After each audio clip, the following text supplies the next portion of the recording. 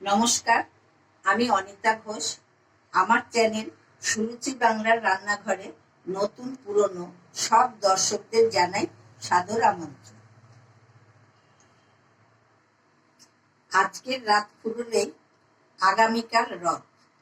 রথের মেলায় আপনারা অনেকেই আলুর দম খেয়ে থাকে।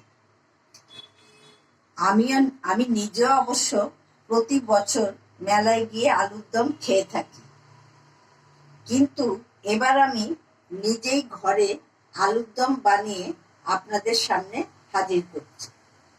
এবার আমি রান্নায় চলে যাচ্ছি, সম্পূর্ণ ভিডিওটি আপনারা দেখতে থাকুন। এখানে আমি আলুটা আগে থেকে সেদ্ধ করে রেখে দিয়েছি। এবার আমি এটার খোসা ছাড়িয়ে নিচ্ছি। আমার সমস্ত আলুর খোসাগুলো ছাড়ানো হয়ে গেছে।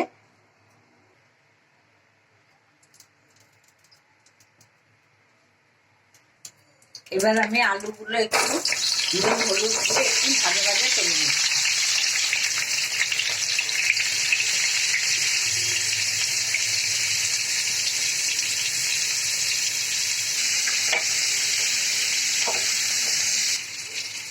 আলুটা আমার ভাজা ভাজা হয়ে গেছে।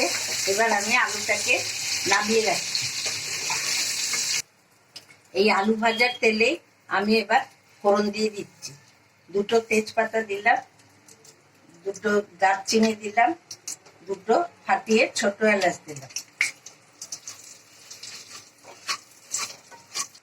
তেলের মধ্যে আমি 1 চামচ চিনি দিয়ে দিলাম। চিনি দিলে যে কোনো জিনিস সবজিরই কালারটা খুব সুন্দর হয়। এবার আমি দিয়ে দিলাম টমেটো কুচি। আরেকটা টিপস আপনাদের দিচ্ছি, তেলের মধ্যে একটু হলুদ আর একটু শুকনো লঙ্কার গুঁড়ো দিলে কালারটা আরো সুন্দর দেখাবে।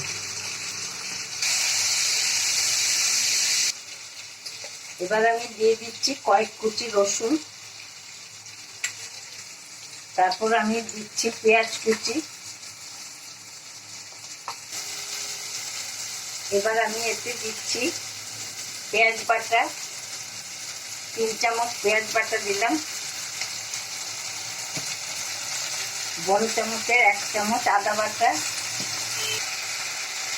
আমি তেলে হলুদ দিয়েছি বলে এখন আমি একটু সামান্য হলুদ দিচ্ছি। লঙ্কার গুঁড়ো সামান্য দিচ্ছি। আমি তেলে লঙ্কা হলুদ দিয়েছি বলে এখানে আমি একটু কম মশলা দিলাম। এবার আমি দিচ্ছি 1 চামচ জিরে গুঁড়ো। এবার দিচ্ছি 1 চামচ লবণ। আমি মশলাটা যাতে না পুড়ে যায় আমি একটু একটু করে এতে জল দিচ্ছি। এবার আমি এতে 1/2 চামচ কাশ্মীরি লঙ্কার গুঁড়ো দিচ্ছি। এতে কিন্তু কোনো ঝাল হবে না, শুধু রংটা সুন্দর হবে। এবার আমি এতে দিয়ে দিচ্ছি একটু গরম মশলা। দেখুন আমার মশলা ভাজা ভাজা হয়ে গেছে।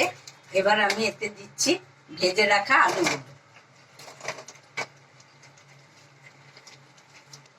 আলু ভাজার বাটিটা এর মধ্যে একটু জল দিয়ে এই জলটা দিয়ে দিলাম। আমার আলুর দম আমার হয়ে এসছে।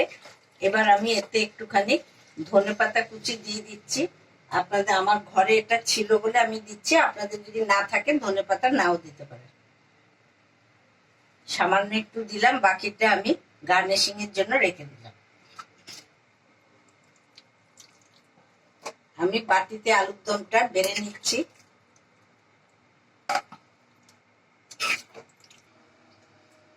এবার আমি এর উপরে আর একটু ধনেপাতা ছড়িয়ে দিচ্ছি,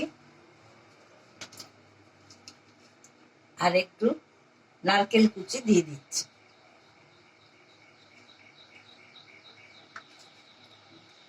দেখুন আমার আলুর দম রেডি হয়ে গেছে। এবারে আপনারা এইভাবে সাজিয়ে পরিবেশন করবেন।